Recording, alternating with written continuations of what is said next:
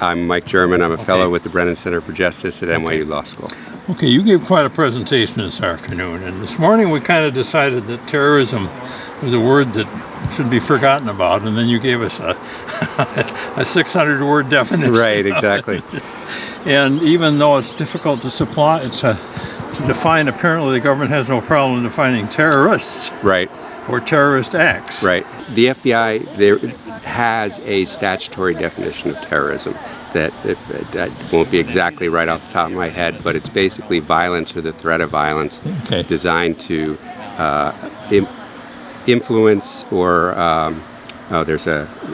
coerce a portion of the population to achieve a political or social goal. So in practice, I think what we see throughout history is governments are much more afraid of what I've called revolutionary violence, violence that challenges the status quo, and not even violence, even nonviolent activism that challenges the status quo, the government sees as a national security threat, where similar violence that is to reinforce the status quo, like racist violence, is seen as a criminal justice problem, but not a national security threat. The government wants to have a monopoly on violence, right? That's why governments exist, to have a monopoly on violence. And that violence is not just violence as far as foreign wars,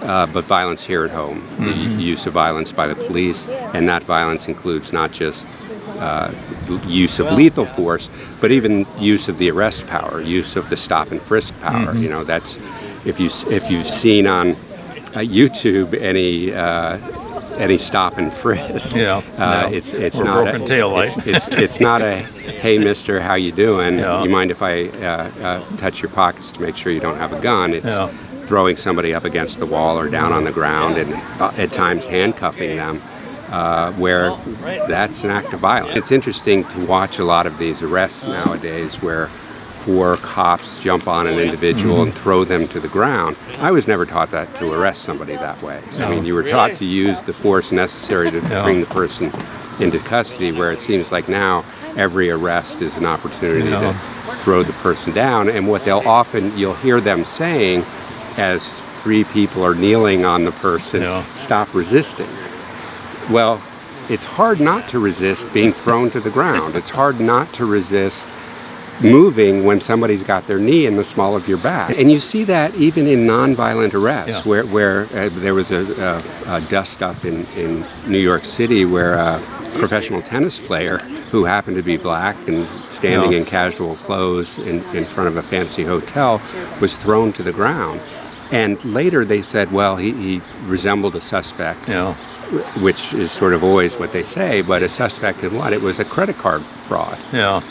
So why is somebody who's committed a credit card fraud somehow needing to be violently arrested? Islamic terrorist. Right. And I think that's unfortunate. And it is unfortunate in a multitude of ways. You know, one is to suggest that there's some sort of that this has something to do with Islam, and that there's some sanction for this kind of violence, which there isn't. But second, that it's this umbrella term that comes to mean any bad act by any Muslim gets wrapped up into this ball to make it look like there is one big conspiracy. And particularly having worked undercover in white supremacist groups, the way they would use the protocols of the Elders of Zion to take these very disparate activities and roll them into one umbrella to prove this grand conspiracy. It's very similar. I grew up in World War II, and there, the Nazis were the enemy, and particularly the dirty Japs. Right. I mean, the racist stuff that I was taught as a kid was fierce. Right, absolutely. And that's what war does, because you have to dehumanize the enemy to be able to kill them and to be able to justify killing them. So that's why having a 15-year war is very damaging to a society. I think that the framers of our Constitution somehow were complete geniuses and put together a system that will work if we let it. And the problem is that we have to understand that the intelligence community, the national security intelligence community, is a relatively new creation, right? Yeah, This is just a post-World War II concept that somehow we've gotten used to, that there is a secret part of our government that we're not, as citizens, allowed to ask about. And that's entirely destructive to the model of government that we have. You talked about the need for citizens to keep at it, to keep shining the light in, right, and to keep our elected representatives feet on the fire. That's the advantage that we have, is that we can still speak out, and we need to speak out for one another. Because it's easy to target the smallest group, the group with the least political support. It's easy for the government to start targeting them. Total situation, is it changing for the better?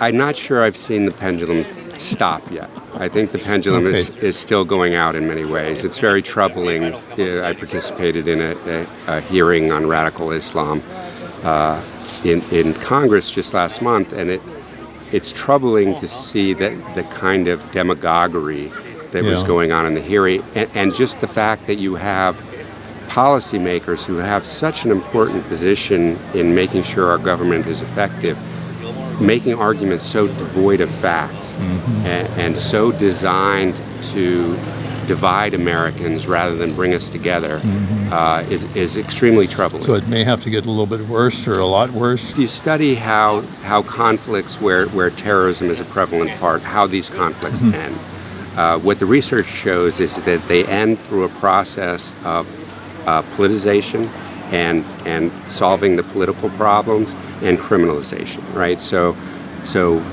with the Irish Republican Army in Northern Ireland, right, you have some of them moving into the political process and renouncing violence. Of course, if you're only in the group because you're a bomb maker who likes to make bombs, there's not a lot of options for you. So there's always going to be a violent splinter group that continues the violence, but the government has to be wise enough to recognize that violence just needs to be criminalized and depoliticized, and not give the most extreme, most violent person the ability to scuttle what is a better situation for all involved. And that's really the hardest part for the government. And unfortunately, the way our government is continuing to react to violence that has only the faintest connection to any actual terrorist group.